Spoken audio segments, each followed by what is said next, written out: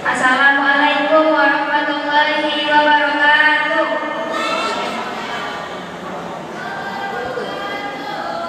Alhamdulillah, alhamdulillahirabbil alamin. Wassalatu wassalamu ala asyrofil anbiya'i wal mursalin wa ala alihi wa ashabihi wasbillahi ajmain. Amma ba'du.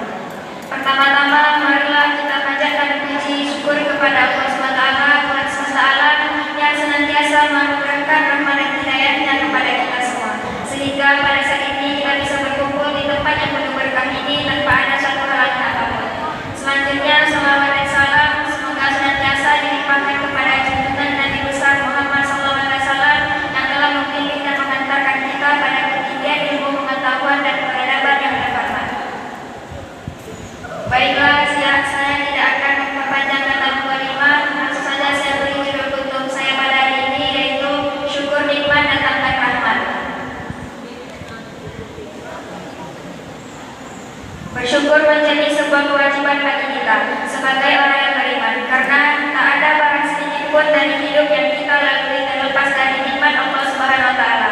Bukankah setiap saat, setiap menit, bahkan setiap detik kita selalu memanfaatkan dan menikmati fasilitas serta anugerah Allah SWT.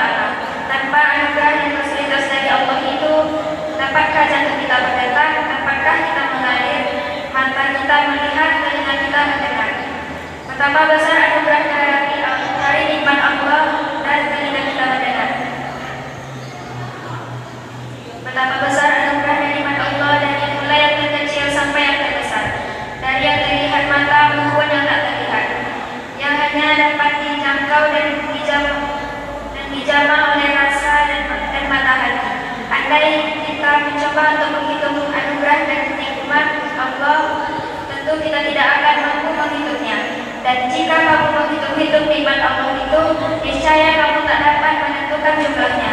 Sesungguhnya Allah benar-benar Maha Pengampun dan lagi Maha Penyayang. Quran Surah An-Nahl ayat 18. Begitu besar dan banyaknya nikmat dan karunia Allah SWT yang diberikannya kepada kita, maka kita hanya dapat memuji syukur, mensucikan dan mengagungkan atas kemaha-besaran dan kemaha-murahan Allah SWT, memfungsikan kenikmatan itu menuntut apa yang dikehendakinya serta beribadah kepadanya.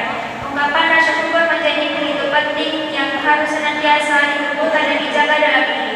Sebab dengan bersyukur kita akan selalu ingin kepada yang kita selalu ingat kepada yang memberi, serta untuk apa seharusnya kenikmatan itu digunakan, sehingga kita tidak salah dalam menggunakan kenikmatan yang telah diberikan kepada kita, yaitu menggunakan dan memfungsikan kenikmatan dan anugerah Allah SWT pada isi kebaktian dan ketaatan sesuai dengan yang dikehendaki Allah, agar ridho dan semakin menambahkan anugerah